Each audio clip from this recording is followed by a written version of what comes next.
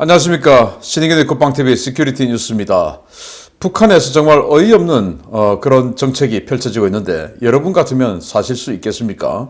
그런데 그 북한을 너무나 흠모하는 사람들 있죠. 이인영이나 문재인부터 좀 보내줘서 이런 일 좀 당하게 해줘야 되겠다라는 생각이 듭니다. 어떤 일인지 좀 알려드리겠고요. 정말 기가 찰 겁니다. 그리고 전 세계에서 한국의 핵무장 가능성을 언급하면서 그러니까 빨리 북한 또는 이란 해결해라 라는 압박 그런 거 나오면서 이 북한과 이란에 대한 플랜 B 이야기가 솔솔 나오고 있습니다. 그리고 북한이 지난 3년간 핵 활동 모라토리움 했다라고 했지만 사실은 한국의 MD와 전력을 무력화시키기 위해서 어마어마하게 노력한 것이다. 결국 한국에 대한 핵 확장 확실하게 보장해줘야 된다라는 이야기가 나왔습니다. 보겠습니다. 식량과 땔감이 없어서 고통스러운 겨울을 보내고 있는 북한 주민들이 이제는 김씨 일가의 초상화 보초에 동원됐다는 소식입니다.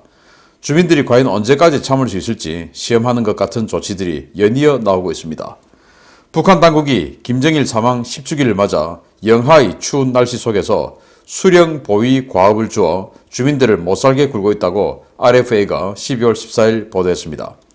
RFA의 북한 내 소식통들은 12월 10일부터 전국 곳곳에서 김일성과 김정일을 형상화한 모자이크 벽화와 동상 등에 주민들이 교대제로 입초를 서고 있다라며 당국에서는 이것이 김정일 사망 10주기를 맞아 진행되는 수령 보위 사업의 일환이라고 강조하고 있다라고 전했습니다. 이 지시에 따라 주민들은 적유대 복장의 옷과 모자, 혁띠를 착용하고 김씨 일가 우상화 상징물 앞에서 2인 1조로 부동자세 입초 근무에 동원되고 있는데요. 당국은 보위성과 안전성 인원들이 수시로 순찰을 돌며 입초를 서는 이들의 자세가 흐트러지지 않았는지 제대로 위치해서 근무하고 있는지 감독하고 있습니다. 주민들을 못살게 구는 이런 지시는 12월 10일부터 12월 20일까지 시행하라는 중앙당 방침에 따라 전국적으로 이루어지고 있는데요. 주민들은 영하 13도에 달하는 날씨에 하루 24시간 주민과 학생들을 동원해서 이런 짓을 하는 나라가 지구상에 어디 또 있겠느냐라며 반발하고 있는 것으로 전해졌습니다. 문제는 이런 정책을 쓰면 주민의 반발로 이어질 것이라는 점을 삼척동자도 알만한 이런 상식박 조치들이 계속해서 쏟아져 나오고 있다는 것인데요. 북한 지도부 안의 누가 이런 조치들을 계속해서 만들어내고 있는 것인지 그리고 그 의도가 무엇인지 정말 궁금해집니다. 북한 전역에 동네마다 이런 동상 그리고 벽화, 동상세월 형편 안 되면 벽화라도 다 있죠. 그 동상, 벽화 이런 김일성과 김정일 상징물에서 학생들은 아침 일찍 동원해서 낙엽 치우고 청소하는 그 청소에 동원되고 있고 그리고 주민들은 2인 1조로 24시간 입초 보초를 서게 만든다 이거예요. 그것도 그냥 자기 복장이 아니고 적유대 복장으로 나오라 이겁니다. 야, 근데 여러분들 어제 그제 우리나라도 꽤 추웠죠. 그러면 북한은 더 춥지 않겠습니까? 북한이 이 서쪽에 비교적 따뜻한 지역만 있는 거 아니죠. 동쪽 지역 그리고 북쪽 개마고원 지역 얼마나 더 춥습니까? 그런 지역에 영하 13도, 영하 20도 체감온도는 그보다 더 아래로 떨어지는데 주야간 할 것 없이 새벽에도 24시간 보초를 세우고 이걸 보위성과 안전성에서 제대로 쓰고 있는지 마치 우리가 휴전선에서 그 간부들이 입초 제대로 쓰고 있는지 감독하러 가서 수화하고 하는 것처럼 이렇게 감시를 한다 이거예요. 제대로 안 하면 충성심 부족으로 또 처벌하겠죠. 여러분들 같으면 여기에 대해서 이런 충성심이 계속 나오겠습니까? 정말 쌍욕이 나오지 않겠습니까? 그런데 이 북한 지역에 우리처럼 집집마다 또는 사람들마다 거위털 파카가 있는 것도 아닐 테고 또 핫팩을 갖고 다니는 것도 아닐 테고 무슨 아주 뜨거운 그런 발열 레이가 있는 것도 아닐 테고 이런 북한 주민들을 이런 식으로 내몬다. 이게 정말 제정신으로는 이렇게 하지 않을 것이다. 그러면 도대체 누가 김일성, 김정일 그리고 김정은 같은 백두혈통들의 이를 부드득 갈리게 만드는 이런 정책들을 계속 해나갈까?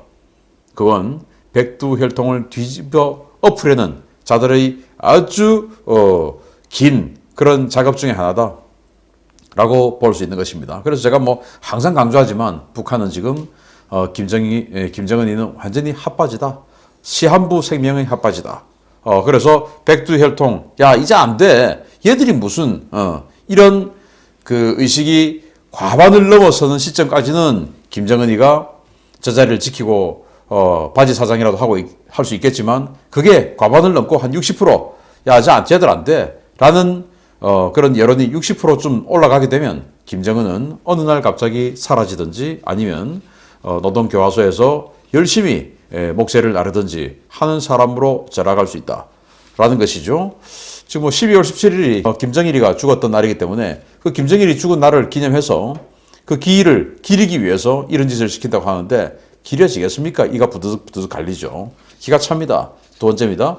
세계 정세 변화와 미국의 핵 전략 변화에 따라 향후 10년 이내에 한국이 핵무장을 하게 될 수도 있다는 관측이 나왔습니다. 최근 이상할 정도로 미국과 유럽 등에서 한국의 핵무장에 대한 언급이 자주 나오는 것 같아 주목됩니다. 향후 10년간 핵무기를 보유하거나 보유하려고 하는 나라들의 숫자는 늘어날 것이며 한국 역시 핵무기 보유에 대한 압박이 증가할 것이라고 미국 외교 전문지 포린 어페어가 현지 시각 12월 14일 보도했습니다. 포린 어페어는 미국과 유럽 각국의 외교 안보 전문가들을 상대로 조사한 결과 향후 10년간 핵무기 보유국 숫자가 늘어날 것이라고 보는 전문가는 19명, 그렇지 않다고 보는 전문가는 21명, 알 수 없다고 응답한 전문가는 7명으로 나왔다고 전했습니다. 조사에 응한 전문가들은 미국의 핵우산 정책에 대한 신뢰성, 기존 핵보유국들에 대한 핵억지 전략, 기존의 비확산 레짐에 대한 각국의 신뢰도가 핵무장 확산 여부에 가장 큰 영향을 미칠 것이라고 평가했는데요. 하버드대 케네디 스쿨 프란체스카 지오바니니 교수는 최근의 안보 정세 변화에서 가장 큰 핵무장 압박에 직면할 것으로 보이는 나라로 일본과 한국을 꼽았습니다. 카네기 국제평화재단 조지 페르코비치 부이사장 역시 한국과 일본, 사우디아라비아, 이란이 향후 10년간 핵무장에 나설 가능성이 가장 높은 나라라고 지적했는데요. 그는 이들 4개국의 핵무장 여부는 미국에게 달려있다라고 지적했습니다. 각국 전문가들은 핵 확산을 막기 위해 핵 선제 불사용 원칙에 대한 재검토를 전면 폐기하고 신규 핵무장을 추진하는 국가들에 대한 강력한 통제와 비확산 레짐 강화, 그리고 기존 핵보유국들의 핵 억지력 강화가 필요하다고 입을 모았는데요.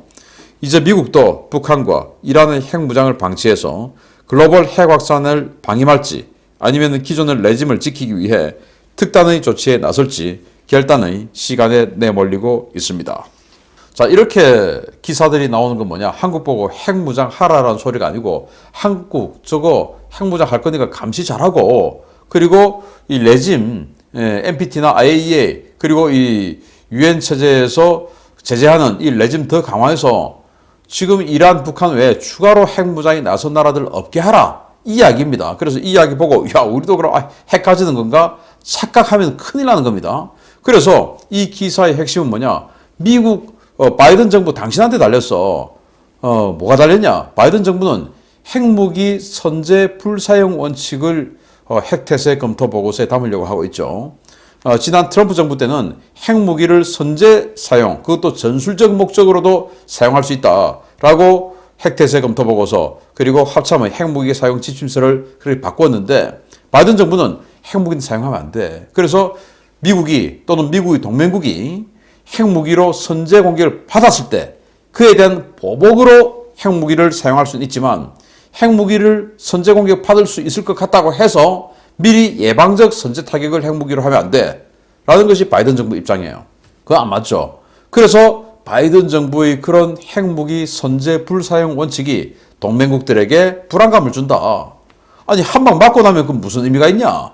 그래서 맞기 전에 적을 먼저 때려줘야 안전할 거 아니냐. 그런데 미국은 우리는 먼저 안 때려 라고 아예 정책적으로 선언해버리면, 그러면 핵무기의 위험에 노출된 동맹국들은 스스로 핵무기를 가질 거 아니냐라는 게 기사의 핵심이에요. 맞는 말이죠. 북한이 핵무기를 가지고 있는데 그 핵무기를 가지고 우리를 때리려고 하는 명확한 징후가 있음에도 불구하고 그걸 가만 놔둔다. 그래서 한국의 핵무기 한 방, 두 방, 여러 방 맞고, 그러고는 이제 북한은 니들은 핵무기 사용했으니까 우리가 핵무기를 보복할 거야. 그래서 핵무기를 보복하면 뭐 북한은 멸망하든지 말든지 그건 나중의 일이고 우리는 뭡니까 도대체? 그래서 우리는 예방적 선제 타격할 수 있는 능력을 가지자. 우리 핵 보유하자라고 할 수 있다라는 거죠. 그래서 북한, 중국이라고 하는 적성 국가들 그리고 적대 국가와 인접해 있는 한국과 일본이 가장 가능성 높다라는 것이고 또 이란 지금 뭐 핵무기 개발에 드라이브 들어갔죠. 그래서 이란이 핵 개발을 하게 되면 이란과 호르무즈 해협을 마주 두고 페르시아만을 마주보고 있는 사우디아라비아 시아파와 수니파의 맹주를 두고 지금 경쟁하고 있는 이란과 사우디아라비아 이 관계를 봐서 사우디아라비아도 핵무기를 개발할 가능성이 높다. 그러면은 결국 미국이 북한과 이란을 이 핵 문제를 해결해 주어야 이런 핵 도미노가 벌어지지 않는다. 그래서 핵을 확산을 막는 것은 첫째 강력한 핵 우산 그 약속을 지켜야 된다. 그래서 핵무기 선제 사용 불사용 원칙 이런 거 하면 안 된다. 둘째 그리고 기존의 핵 보유국들이 추가로 뭐 핵 보유를 하려고 하는 나라들에 대해서 강력한 압박, 협박해야 된다라는 것이죠. 그래야 안 하는 것이지 지금처럼 뭐 경제 제재 좀 해보고 이러면 안 된다. 그래서 세 번째 이 레짐으로 강력한 제재 들어가야 된다. 그래서 유엔 체제를 가지고 아주 강력한 제재를 들어가서 저 제재를 극복하고 핵무기를 가질까? 아니야. 그것보다 지금이 그래도 나아. 라고 판단할 수 있게끔 해야 된다는 거예요. 사실은 다 맞는 말입니다. 우리에게는 불리한 말이지만. 그래서 이런 기사들을 보고 우리가 야 핵무기 가지는 건가? 라고 착각하면 절대로 안 된다라는 것이고 미국은 이러지 않기 위해서 핵무기 선제 사용 지침을 그대로 유지하기를 바랍니다. 그리고 북한, 이란 핵 해결해 주세요. 관련한 소식 또 나오죠. 문재인 정권이 북한 비핵화에 앞선 일방적인 종전선언을 밀어붙이기 위해 혼자 고군분투하고 있는 가운데 미 의회에서 연이어 정신 차리라는 팩트 폭격이 쏟아지고 있습니다. 자칭 외교왕 정권의 무면허 드라이브. 정말 창피하기 그지없습니다. 미 의회 조사국 CRS가 현지 시각 12월 13일 북한의 핵무기와 미사일 프로그램이라는 보고서를 통해 최근 북한이 실시한 단거리 미사일 실험들은 한국의 미사일 방어 시스템을 무력화하고 핵 공격 능력을 극대화하기 위한 목적에서 실시된 것이라고 경고했습니다. CRS는 북한이 미국과 유엔의 외교적인 노력에도 불구하고 핵과 미사일 프로그램 개발에 매달리고 있다면서 최근 북한의 탄도미사일 실험과 열병식 등은 북한의 영내 미사일 방어 시스템, 즉 한국의 MD 시스템을 무력화하고 핵 공격 능력을 강화하기 위한 의도에서 이루어지고 있는 것이라고 경고했습니다. CRS는 북한은 꾸준히 성과를 내고 있고 훈련을 들임으로써 한미 양국의 패트리어트와 사드, 이지스 BMD를 무력화할 수 있는 능력을 발전시키며 핵 억지력을 강화하고 있다. 라며 북한의 도발이나 무력 사용을 방어하고 가장 위험한 무기 프로그램을 제한하며 미국 시민과 파병된 미군과 동맹국을 안전하게 포함하는 것이야말로 미국의 국가적 이익이다. 라며 고도화되는 북한의 핵과 미사일 프로그램에 대한 효과적인 대응을 촉구했습니다. 이런 상황에서도 문재인은 호주에서, 이인영은 국회에서 종전선언이야말로 비핵화 대화를 이끌어낼 수 있는 촉진제이며 일각에서 우려하는 그 어떠한 현상 변동도 초래하지 않을 것이라고 주장했는데요. 이에 대해 영김 미 하원 의원은 국내 매체와의 인터뷰에서 이런 일방적인 종전선언은 인도태평양 지역 안보에 파멸적 결과를 초래할 것이다 라고 경고했습니다. 미국의 이런 경고는 북한의 핵과 미사일이 노리는 1차 목표는 한국이며 나아가 인도태평양 국가들도 위협할 수 있다는 현실을 자각하라는 팩트 폭격인데요.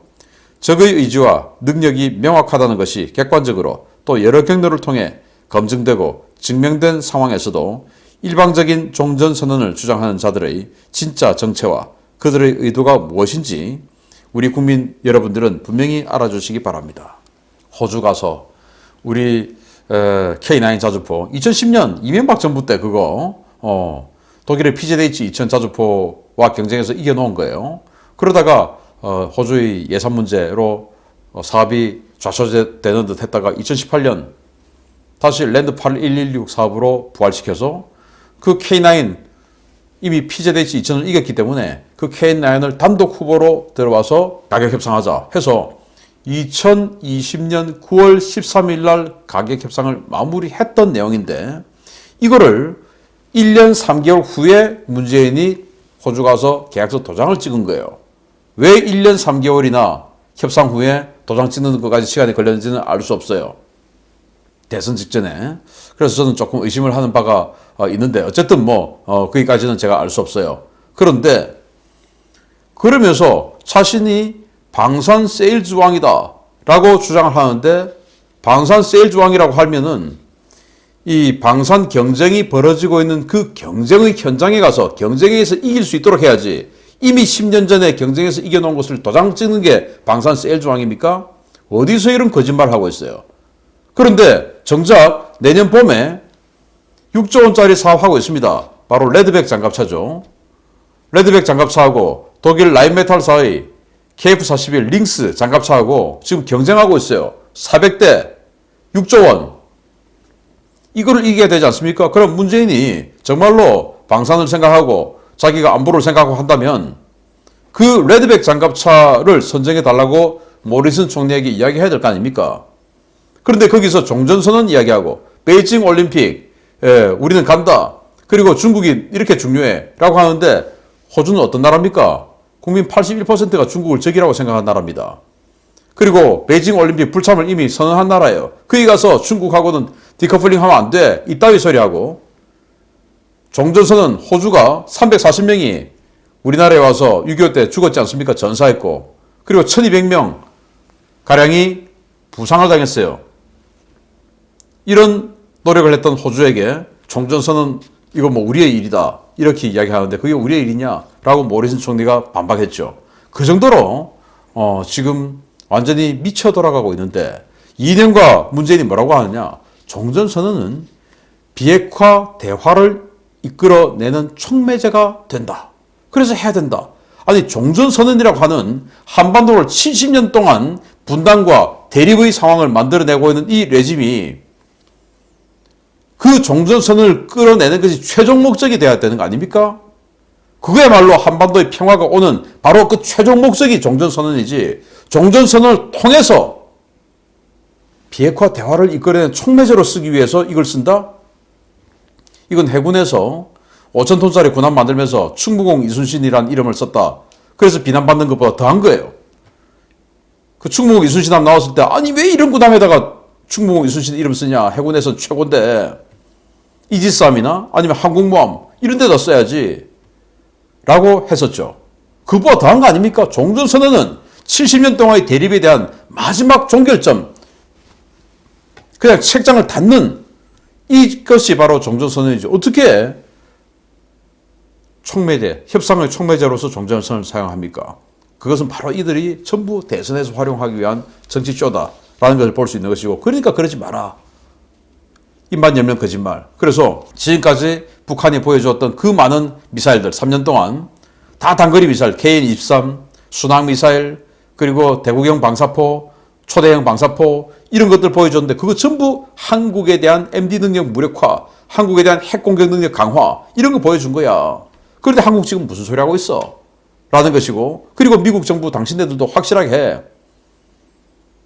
핵무기 선제 불사용 지침 이런 거 하지 말고 북한에 대해서 플랜 B든 플랜 C든 빨리 해결하라 라는 촉구를 지금 국회의원과 의회 조사국에서 이렇게 조사를 해서 보도를 하는 것입니다. 정말 대한민국 정신 차려야 됩니다. 그리고 제가 아까 첫 번째에서 보여드렸듯이 북한 지금 완전히 정상으로 아니고 미쳐 돌아가고 있습니다. 식량을 주지 않고 월급을 주지 않고 배급을 주지 않는데, 그런데 노동은 이렇게 가혹한 노동을 시키고, 그런데 이제 휴대폰이다 뭐다 정보는 유통되고 있고, 그래서 내가 지금 하고 있는 이 행위가 정말 비정상적이다라는 것을 과거와 달리 지금 알게 되어가고 있는 상황에서 저런 짓을 하고 있는 게 북한입니다. 곧 무너집니다. 그런데 그 무너진 것을 버티어 내려고 지금 이자들이 획책하고 있죠. 이자보다 더 강력한 의지를 가지고 있는 이재명은 합니다 라고 하는, 진짜 할 것 같은 그 자가 대통령이 되기 위해서 온갖 모략을 하고 있죠. 정말 단결해야 됩니다. 지금도 제가 모임에 가보면 누가 낫다 이런 소리 아직도 한 사람이 있는데 정신 차려야 됩니다. 우리 다 죽는 겁니다. 단결 안 하면은 다 죽는 겁니다. 지금 이 야당, 제1야당 후보가 자신의 마음에 조금 부족하다 하더라도 그가 안 되면 우리는 다 죽는 거다. 대한민국도 죽고 이 영상을 보시는 여러분들도 죽는 겁니다. 뭉쳐야 됩니다. 마치겠습니다. 감사합니다.